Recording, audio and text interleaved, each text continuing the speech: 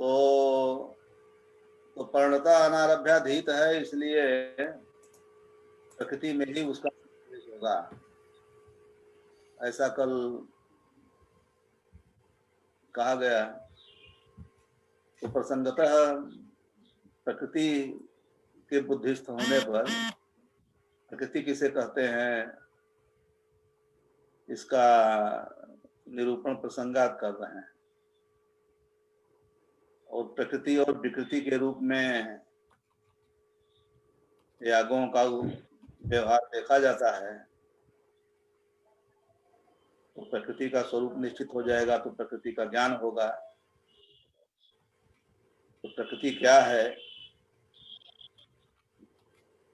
तो ग्रंथकार ने लिखा है, यत्र समग्रांगोपदेशः सा प्रकृति।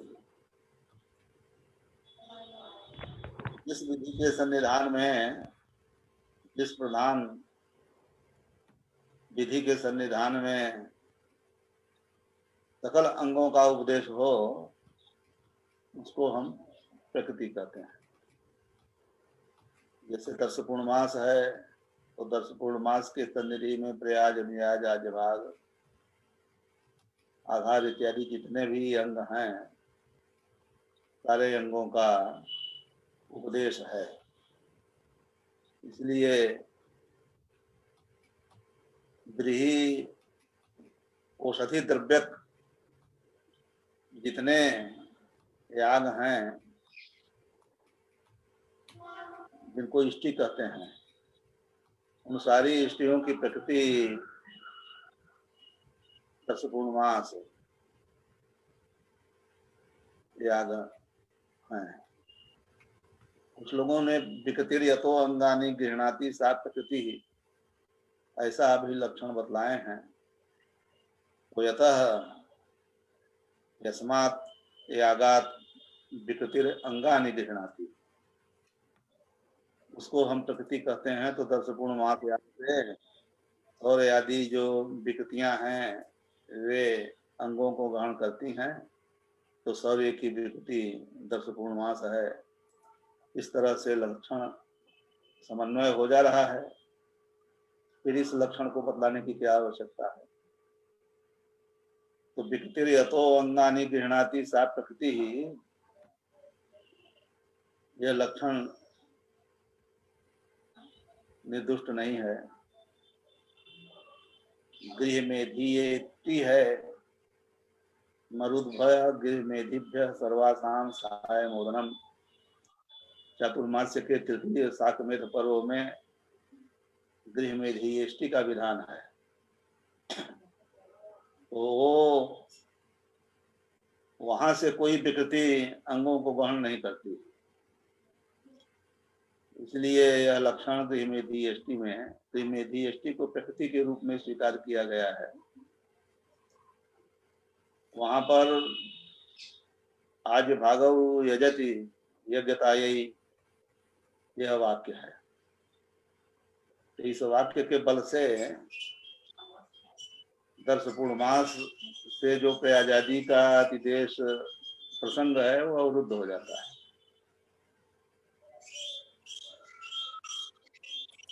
तो विकृति हम नहीं कर सकते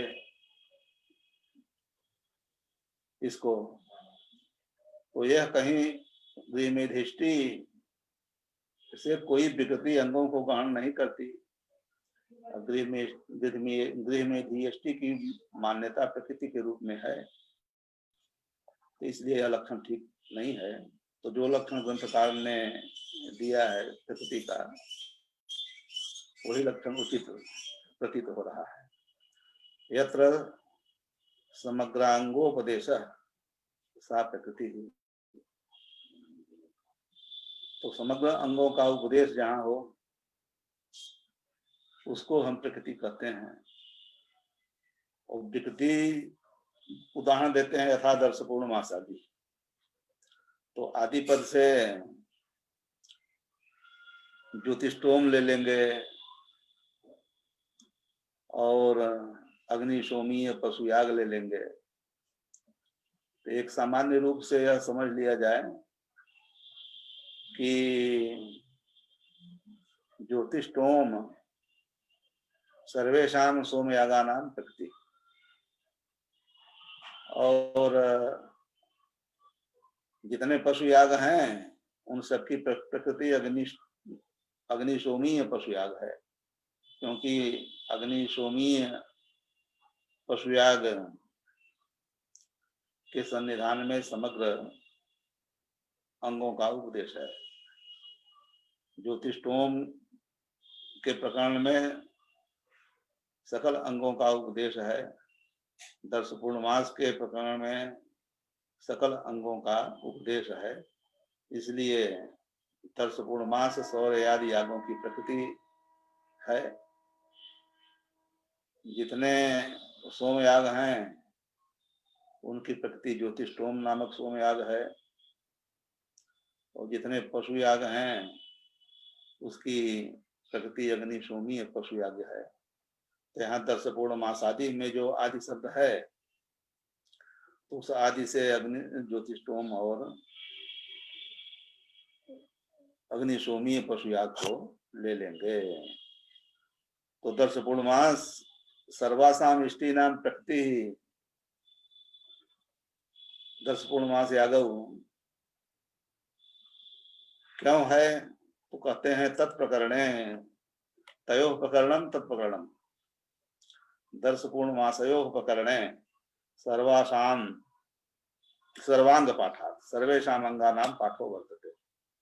तो सर्वांगोपदेश जो है दर्श पूर्णमास के प्रकरण में है, इसीलिए उसको हम प्रकृति कहेंगे। तो विकृति का लक्षण अर्थात सिद्ध हो गया कि यह तो न सर्वांगोपदेश, जहां सर्वांगोपदेश नहीं है उसको हम विकृति कहेंगे। यथा शौर्य आदि ही, तो शौर्यम चरुम निरूपेत ब्रह्मवर्चस कामा, इस वाक्य से विहित जो शौर्य याग है यह दर्श पूर्णमास की विकृति है।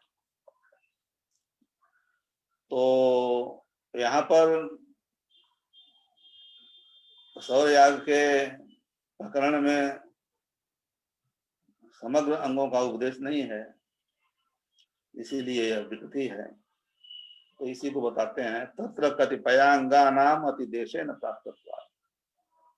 तत्र शौर्य यागे कतिपयानाम अंगानाम, विकृति के सन्निधान में भी कुछ अपूर्व अंगों का उपदेश होता है। तो वहां पर कतिपय अंग अतिदेश से प्राप्त होते हैं। तो जो वहां अपूर्व अंग पढ़े गए हैं तो उनका ग्रहण जो है स्थान प्रमाण से होता है। प्रसंगानुसार इसकी चर्चा आगे होगी। तो इस तरह से प्रकृति और विकृति का सामान्य स्वरूप बतलाया गया। अब यहाँ ये विवेचन कैसे हो कि किस याग की विकृति कौन याग होगा, तो इसके लिए जो है उपस्थापक प्रमाण जो है उपमान प्रमाण को हम स्वीकार करते हैं। तो सादृश्य ज्ञान प्रमाकरणम उपमानम, तो शौर्य वाक्य का हम श्रवण करते हैं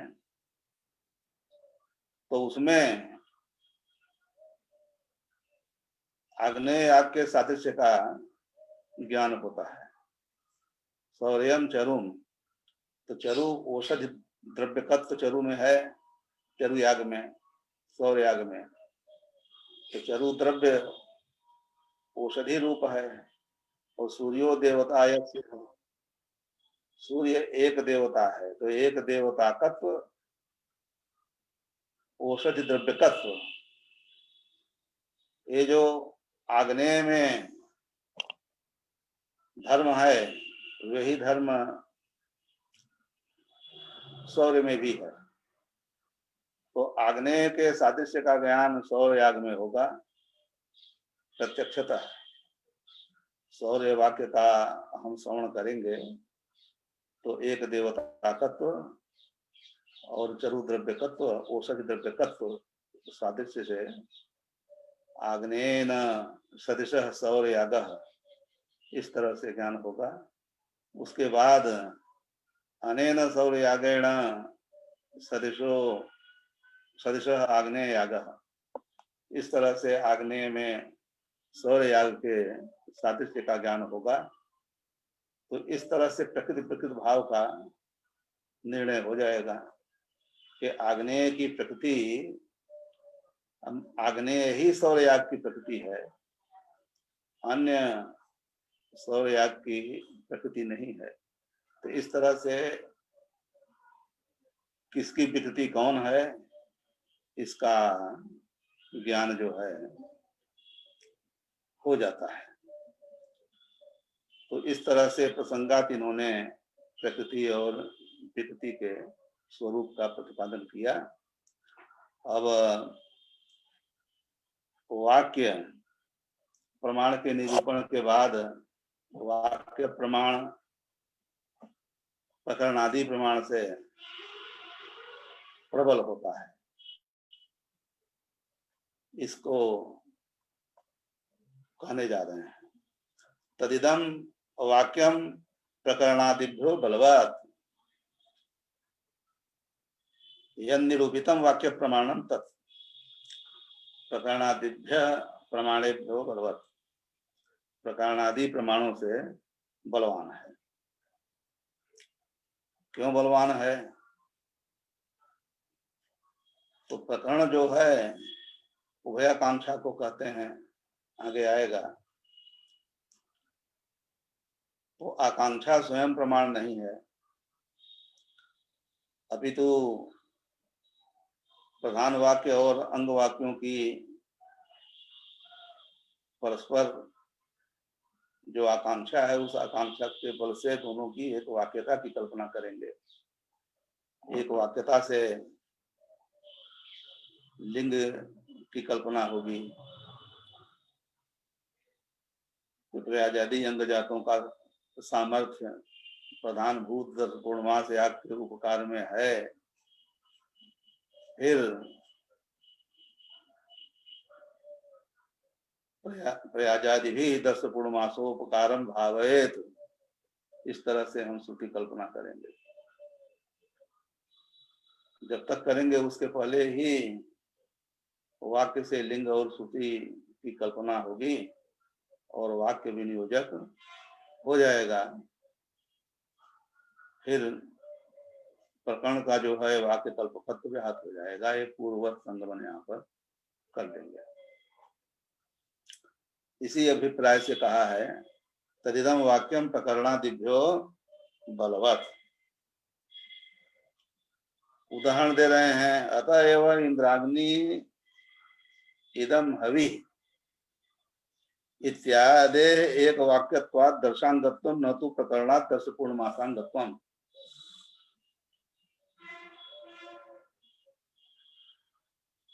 इंद्राग्न याग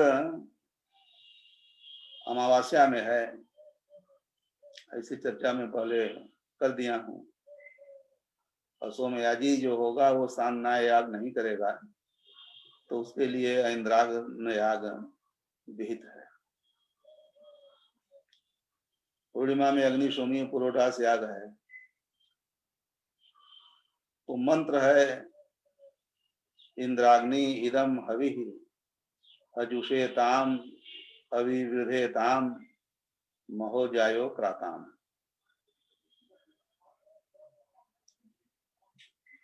अग्नि सोमौ इदम हवि अजुषेताम अविवृधेताम महोजायो क्राताम। तो इंद्राग्नि अग्नि सोमौ ये देवता वाचक पद हैं। तो लिंग प्रमाण से इंद्राग्नि और अग्नि सोमौ का अमावस्या से संबंध माने अमावस्या में जो इंद्राग्न याग है उससे संबंध हो जाएगा, पूर्णिमा में जो अग्निशोमी पुरोडास याग है उससे संबंध हो जाएगा। अग्निशोमौ इंद्राग्नि का लिंगात, क्योंकि अग्निशोमौ पद अग्निशोम देवता का प्रतिपादन कर रहा है, इंद्राग्नि पद इंद्राग्नि देवता का प्रतिपादन कर रहा है। ये दोनों देवता व्यासज वृत्ति देवता हैं, इसलिए अग्नि इंद्र अग्नि अग्नि सोम ये अलग अलग देवताओं का व्यवहार नहीं हो सकता। तो लिंग प्रमाण से इंद्राग्नि का इंद्राग्नि याग से संबंध हो जाएगा और अग्निशोमों का पूर्णिमा में अग्निशोमी पुरोडास याग के साथ संबंध हो जाएगा। फिर यहाँ इदम हवि ही अजुषेताम, तो इसका हम प्रकरण प्रमाण से यदि विनियोग करेंगे तो फिर प्रयोग में एक बार उच्चारण हो जाएगा पाठ होने से। प्रकरण से वाक्य बलवान होता है तो इंद्राग्नि पद का इदम हवि अजुषेताम से एक वाक्यता हो जाएगी। तो इदम हवि से इंद्राग्नि पद की एक वाक्यता करने से वाक्य प्रमाण से इंद्राग्नि इदम हवि अजुषेताम अभिवृद्धेताम महोजायोक्राताम, इस पूरे मंत्र का हम इंद्राग्न याग में विनियोग करेंगे तो इंद्राग्न याग दर्श में है, तो इसलिए दर्श का अंग यह मंत्र माना जाएगा वाक्य प्रमाण से। प्रकरण प्रमाण से दर्शपूर्ण मास का अंग नहीं होगा, यही कहे हैं। अतएव इंद्राग्नि इदम हवि इत्यादि एक वाक्यत्वात्, तो इंद्राग्नि इस पद का इदम हवि के साथ एक वाक्यता हो जाएगी, दोनों का समिव्यवहार है। तो वाक्य प्रमाण से जो है दर्शांगत्वम, तो पूरा मंत्र इंद्राग्नि इदम हवि अजुषेताम अभिवृद्धेताम महोजायो क्राताम, ये पूरा मंत्र जो है दर्श याग का अंग होगा। प्रकरण से पूर्ण मास का अंग नहीं होगा। वाक्यापेक्षया प्रकरण से दुर्बलत्वात्, वाक्य की अपेक्षा जो है प्रकरण दुर्बल प्रमाण है, इसलिए। अब आगे प्रसंगात प्रकरण प्रमाण का निरूपण किया जाएगा। तो प्रकरण किसे कहते हैं?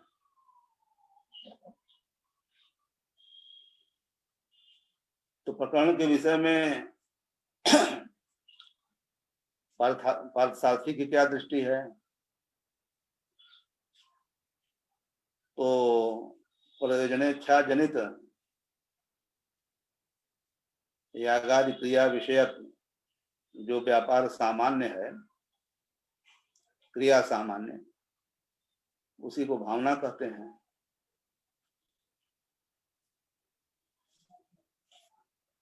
कर्तव्यता क्रिया सामान्यम तस्याः प्रकारः विशेषः इति कर्तव्यता।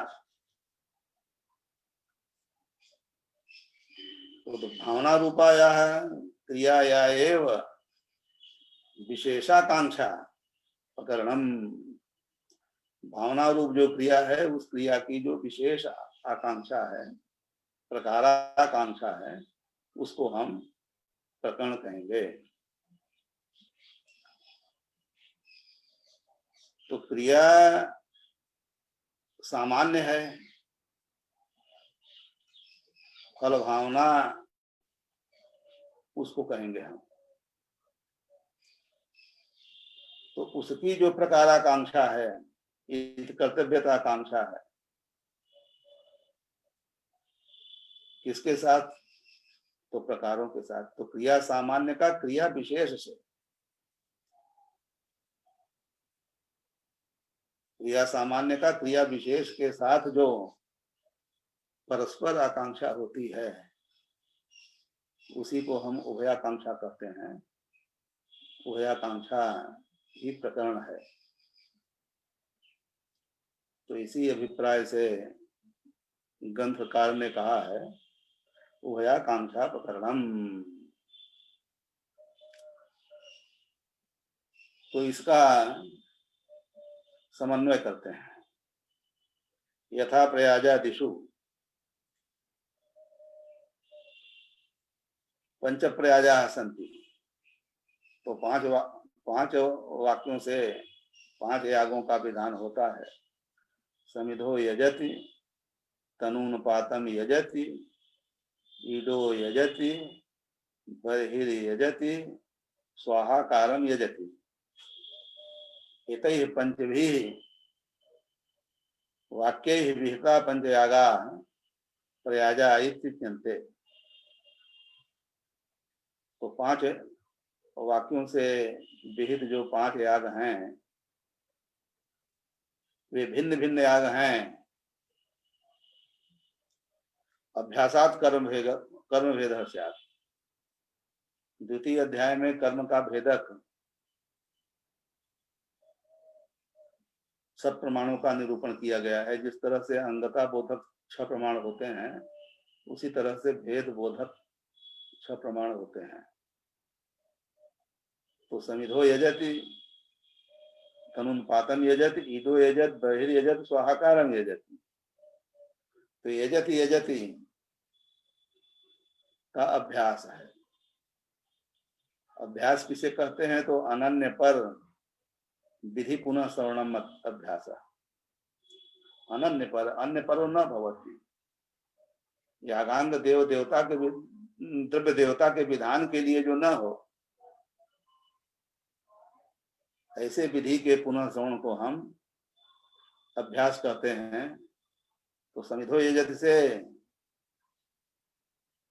समिध नामक देवता का हम विधान नहीं करेंगे, क्योंकि समिधो अग्न आज्य से व्यंतु, इस मंत्र से समिध देवता की प्राप्ति हो गई है। अतएव तत्पक्ष शास्त्र से समिध जो है याग का नाम है। उसी तरह से तनुपात, ईड, बरही, स्वाहाकार, ये सब नाम है, नामधेय इनका स्वीकार किया गया है। तो अभ्यास प्रमाण से 5 वाक्यों से 5 यागों का विधान जो होता है, उसी को हम प्रयाज कहते हैं। तो प्रधानेभ्यः प्रयाजा पूर्वम अनुष्ठीयन्ते, प्रयाजानंतरम पश्चात अनुयाजा। अनुयाज के बाद सुप्त वाग का व्यवधान होने पर अंत में पत्नी संयाज याग होता है। तो प्रधान से पहले प्रयाजों का अनुष्ठान होगा और बाद में जो है अनुयाजों का अनुष्ठान होगा।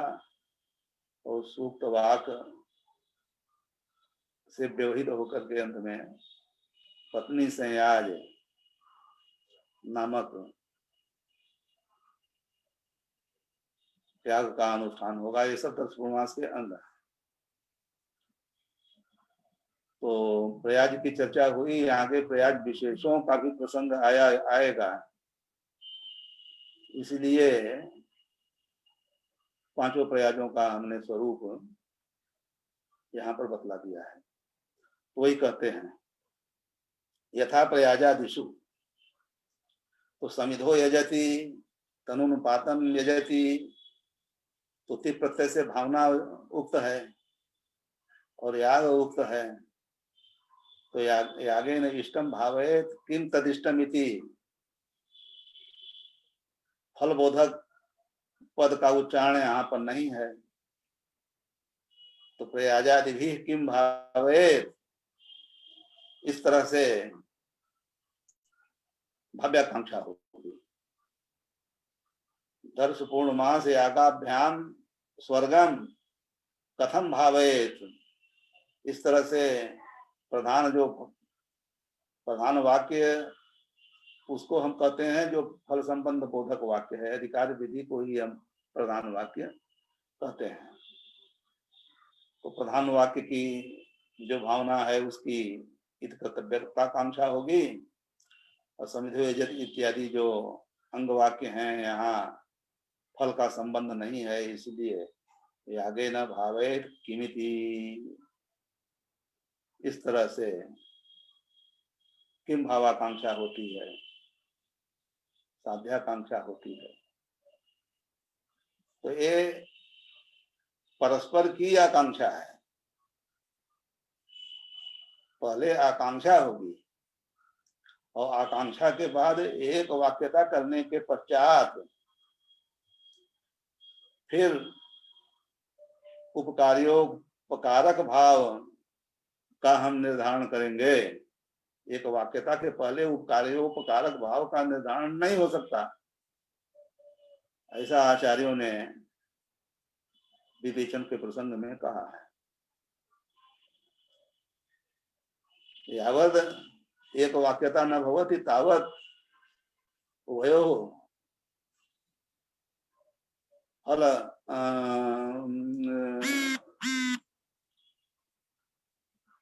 प्रधान भावना अंग भावनयो उपकारक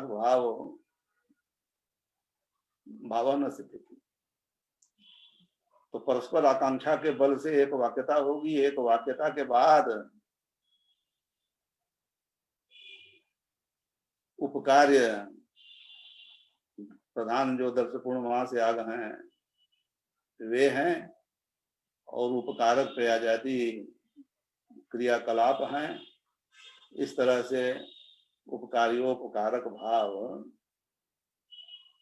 की हम कल्पना करते हैं। तो इस तरह से फलतः व्यवहार होता है यहाँ पर कि प्रधान की उपकार का आकांक्षा और अंगों की उपकार्याकांक्षा, इस तरह की जो उभयाकांक्षा है उस उभयाकांक्षा को प्रकरण कहते हैं। तद्धि प्रयाजादीनाम विनियोजक, तो उसको प्रदर्शित कर रहे हैं, उभयाकांक्षा का उदाहरण से संगमन कर रहे हैं। यथा प्रयाजादिषु समिधो यजति इत्यादि वाक्य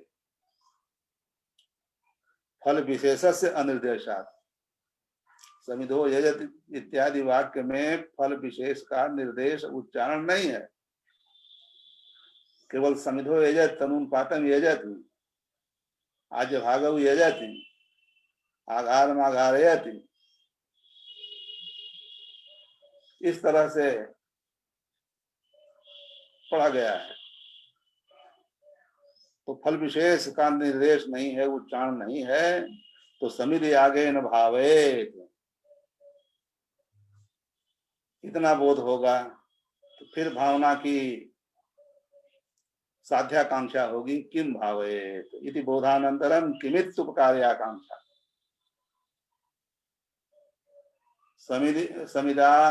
समिदादिभिः उपकार्यः कः वर्तते, कस्योपकारं समिदादयः कुर्युः, तो उपकार्य की जो अपेक्षा होगी। और दर्श पूर्णमास में दर्श पूर्णमासाभ्याम यागाभ्याम स्वर्गम भावे, तो वहां स्वर्ग कामा है। तो दर्श पूर्णमासाभ्याम यागाभ्याम स्वर्गम कथम भावे, इस तरह से पहले तो स्वर्ग दर्श पूर्णमासाभ्याम यागाभ्याम स्वर्गम भावेत ऐसा बोध होगा। इस बोध के अनंतर कथम 10 पूर्णमासाभ्याम यागाभ्याम स्वर्गम कथम भावेत, इस तरह से उपकार का आकांक्षा होगी। तो इत्थम च उभयाकांक्षया प्रयाजादीनाम 10 पूर्णमासांगत्वम, इस तरह से प्रयाजादि 10 पूर्णमास के अंग होंगे प्रकरण प्रमाण से, ऐसा ग्रंथकार ने कहा। भावना प्रतीयते, तो इष्ट भाव्यकत्व भावना का विधि के अनुरोध से हम स्वीकार करते हैं, इसलिए 10 पूर्णमासाभ्याम स्वर्गम भावय ऐसा कहा।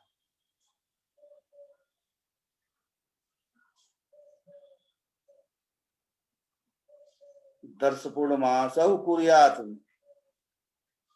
भावयत ऐसा कहेंगे तो याग निष्पन्न हो जाएगा, फिर उसकी प्रकाराकांक्षा नहीं होगी।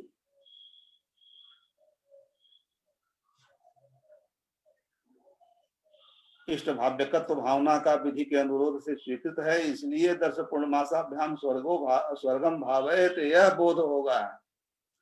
इस बोध के अनंतर कथमिति, इस तरह से उपकार का कांक्षा, उसी को इत कर्तव्यता कांक्षा कहते हैं, इत कर्तव्यता कांक्षा होगी। कि प्रयाजादि नाम प्रधान यागोपकार कह,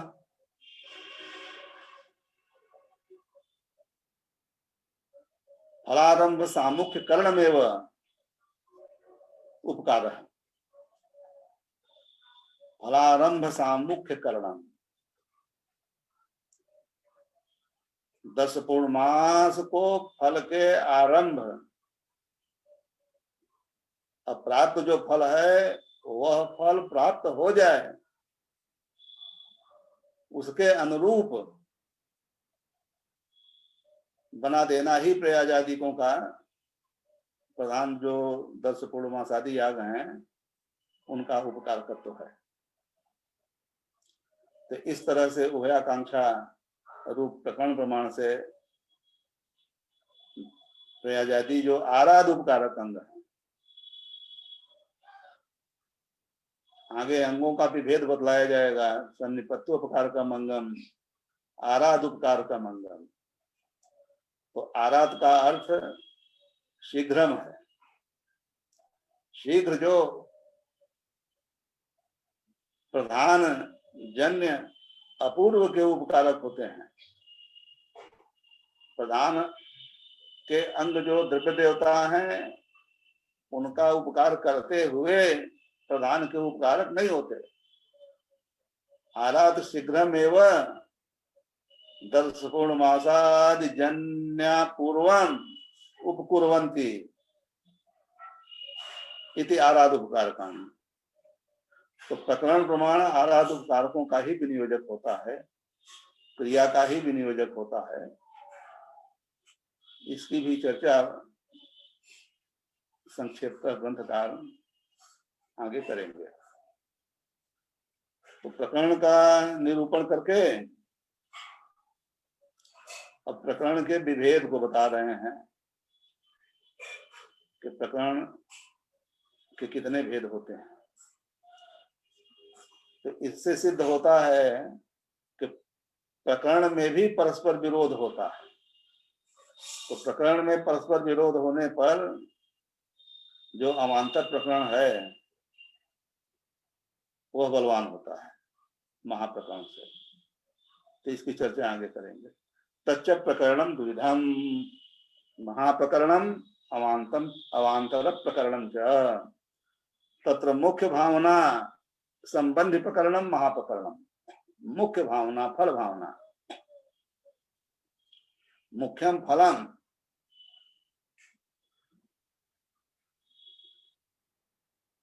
तो फल भाव्यक भावना, प्रधान भावना कह सकते हैं उसको।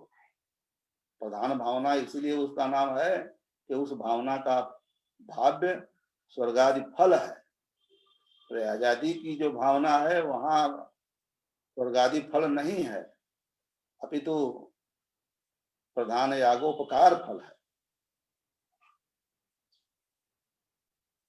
तो मुख्य भावना संबंधी जो प्रकरण होता है उसको हम महाप्रकरण कहते हैं। अंग भावना संबंधी जो प्रकरण होता है उसको हम अवांतर प्रकरण कहते हैं। तो उसको बता रहे हैं। तो महाप्रकरणम अवांतर प्रकरणम चेति तत्र मुख्य भावना संबंधी प्रकरणम महाप्रकरणम। तो महाप्रकरण का विनियोग बता दिया, उसका स्मरण दिला रहे हैं। तेना महाप्रकरणे न प्रयाजादीनाम दर्श पूर्णमासांगत्वम ज्ञाप्यते इति शेषः। तो महाप्रकरण से प्रयाजादि दर्श पूर्णमास के अंग हैं ऐसा बोधन होता है। महाप्रकरण प्रकृति में ही विनियोजक होता है। कुछ ये नियम है। अवांतर प्रकरण प्रकृति में भी विनियोजक हो सकता है, लेकिन महाप्रकरण प्रकृति भूत जो याग है उन्हीं का तादर्थ बोध कराएगा, प्रधान के अंगत्व का बोध कराएगा। ऐसा क्यों हम स्वीकार करते हैं कि उभयाकांक्षाया प्रकृतावेव संभवात्। उभयाकांक्षा प्रकृति में ही संभव है, विकृति में संभव नहीं है। तो उभयाकांक्षा कैसे प्रकृति में ही संभव है, प्रकृति में कैसे संभव है, इसको तो हम बता दिया अभी। विकृति में उभयाकांक्षा संभव क्यों नहीं है, यह निरूपणीय है। तच्च प्रकृतावेव उभयाकांक्षायाः संभवान् न तु विकृतौ। प्रकृतौ एव विनियोजकं महाप्रकरणं भवति। उभयाकांक्षायाः प्रकृतावेव संभवात् विकृतौ महाप्रकरणं विनियोजकं न भवति। तो विकृति में महाप्रकरण का विनियोग क्यों नहीं होगा?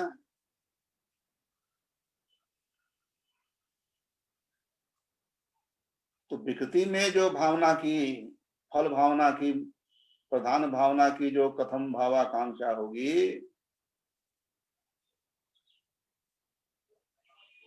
उस आकांक्षा की पूर्ति प्रशमन उपकार पृष्ठ भावे न प्राकृत पदार्थों से ही हो जाएगा।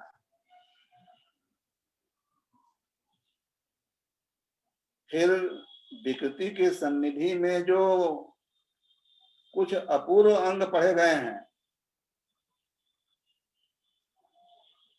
उनका विनियोग अन्यतरा कांक्षा रूप स्थानक प्रमाण से होगा, प्रकरण प्रमाण से नहीं होगा। इस बात को कह रहे हैं। तत्र विकृतौ प्रकृतिवत विकृति कर्तव्येति अतिदेशेन, ये अतिदेश है। इस अतिदेश से कथम भावाकांक्षायाः उपशमेन, कथम भावाकांक्षायाः शांतत्वात्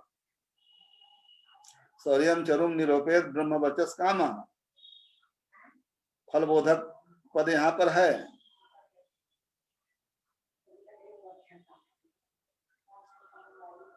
ब्रह्मवचस काम लक्षणा से फल का बोध कराएगा। निर्वपेत जो पद है वो लक्षणा वृत्ति से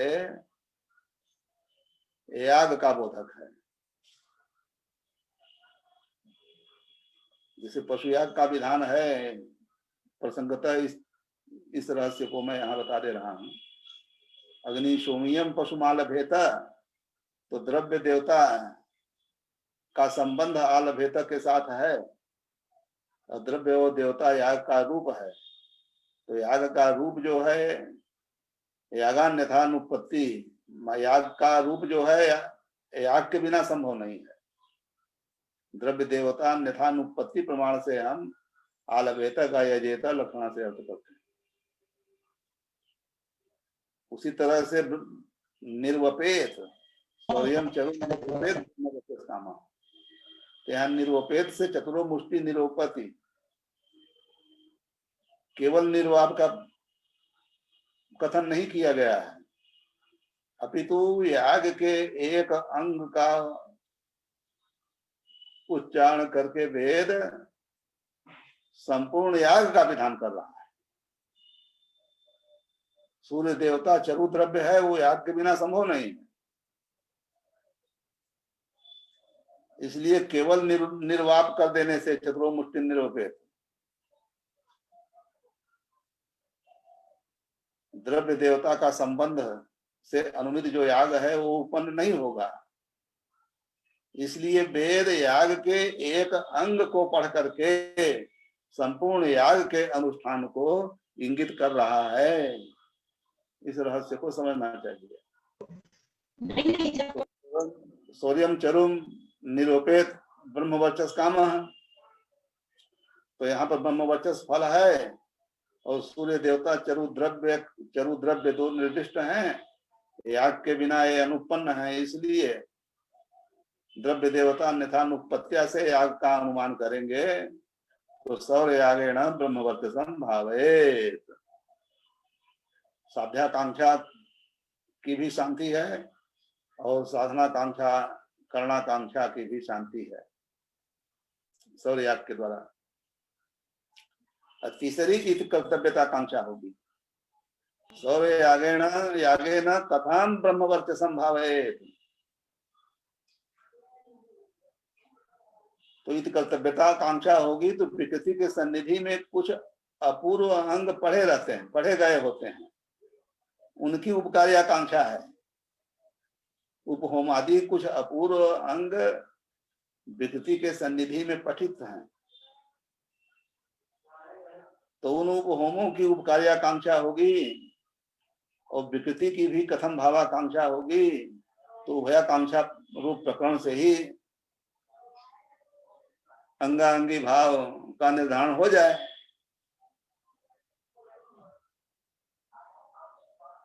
तो कहते हैं ऐसा नहीं कर सकते। विकृति की जो कथम भावाकांक्षा है, उस कथम भावाकांक्षा की शांति अतिदेश से प्राकृत पदार्थों से ही होगी। क्यों? क्योंकि प्रयाज अनुयाद जो प्राकृत अंग हैं वे कृत्योपकार हैं, दर्श पूर्णमास में उपकार कर चुके हैं। तो कृत्योपकार होने के कारण विकृति की जो कथम भावाकांक्षा है वो प्राकृत पदार्थों से ही शांत होगी। और विकृति के सन्निधि में जो उपहोमादि पढ़े हुए हैं वे कल्प्योपकार हैं। उनके उपकार की एक वाक्यता करके उनके उपकार की कल्पना करनी पड़ेगी। तो कृत्योपकार से कल्प्योपकार दुर्बल होता है। यहाँ भी हम न्याय लोकतः सिद्ध न्याय है, होना भी वही चाहिए। कोई यदि तदर्थ पढ़ा रहा है किसी विद्यालय में, माने अनुभव से जो संपन्न हो गया है, अनुभव जिसके पास है, तो कृत्योपकार है, तो उसका सन्निवेश वाले हो जाएगा। उससे पद विशेष में जो नियोजन की आकांक्षा है, तो जो अनुभव संपन्न है वहां पर या अन्यत्र कहीं, तो उनको ज्यादा वरीयता दी जाती है कि पहले उन्हीं से शांत किया जाए। उसके बाद जो कल्पोपकार हैं, अनुभव जिनके पास नहीं है, उन पर दृष्टि बाद में जाती है। न्याय तो यही है। तो विकृति की कथम भावाकांक्षा होने पर कृत्योपकार जो प्राकृत अंग हैं, उन प्राकृत अंगों के द्वारा ही आकांक्षा की शांति हो जाती है। फिर विकृति के सन्निधि में पठित जो अपूर्व उपहोमादि हैं वो एक आकांक्षा से ही गृहित होंगे, क्योंकि विकृति कथम भावा प्राकृत अंगों से अतिदेशता शांत हो गई है। अब विकृति में जो उपहोम पढ़े हैं, उपहोमादि भी किम भाव है,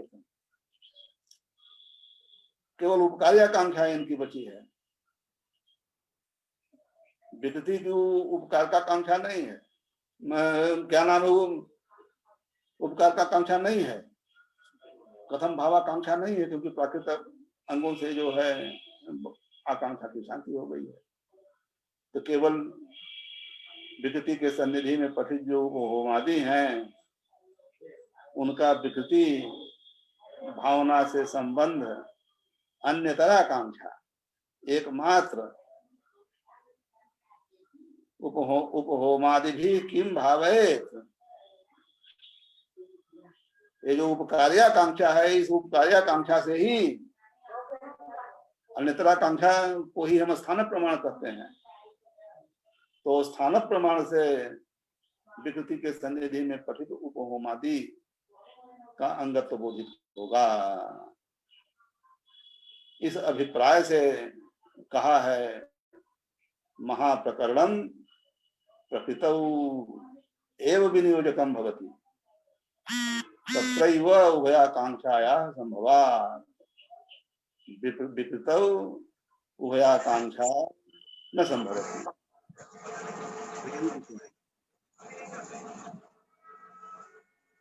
हाँ, तो कथम भावाकांक्षाया उपशमेन अपूर्वांगानाम उभयाकांक्षया विनियोगा संभवात्। विकृति में पढ़े गए हैं उनका उभयाकांक्षा से विनियोग नहीं हो सकता, अन्यतराकांक्षा से विनियोग होगा। तस्मात् अपूर्वांगानां स्थानादेव विकृत्यर्थत्वं विकृत्यंगत्वं पठितानि यानि अपूर्वाणि अंगानि सन्ति तेषाम् अन्यतराकांक्षा रूप स्थान प्रमाणेन